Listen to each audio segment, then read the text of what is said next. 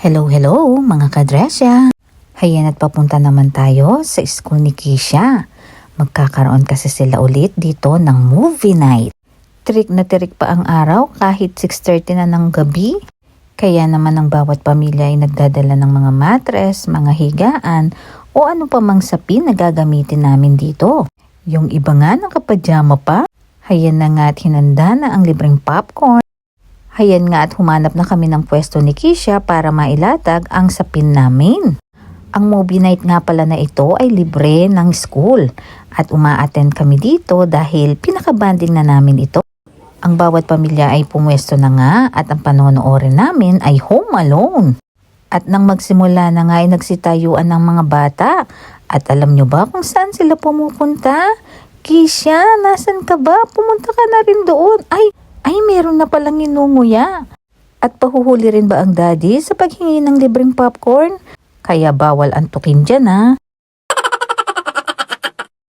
Kevin, upstairs. Good night, Kevin. Good night, Kevin. You are such a disease. There are 15 people in this house and you're the only one who has to make trouble. Napakatagal na ng movie na ito pero pinanood namin ulit. Dahil maraming matututunan si Kisha habang kasama kaming nanonood. Ang dami namang kinakain nito. Marami nang nakuhang popcorn. Kotang-kota ka na sa popcorn, ha? Oh no! Sabi ko nga kay Kisha, kasing edad niya lang ako nung unang mapanood ko ang movie na ito.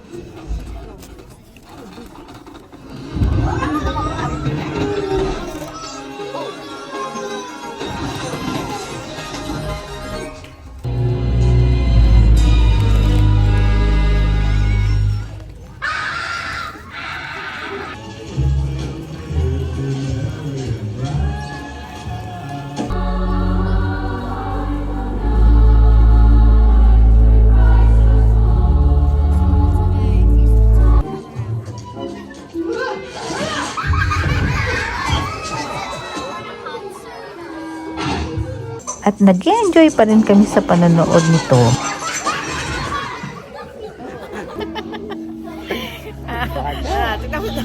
Natatawa kami ng daddy mo.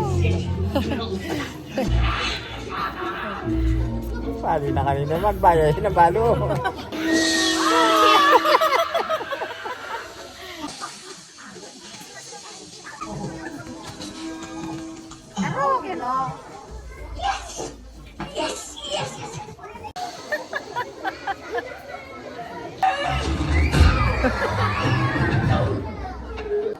Hayan at napahiga na nga si Kisha pati yung ibang mga bata.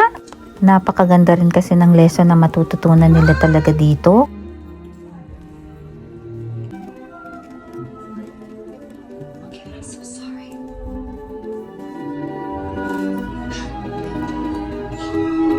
Kaya sa serya na ito ay maiiyak ka naman talaga.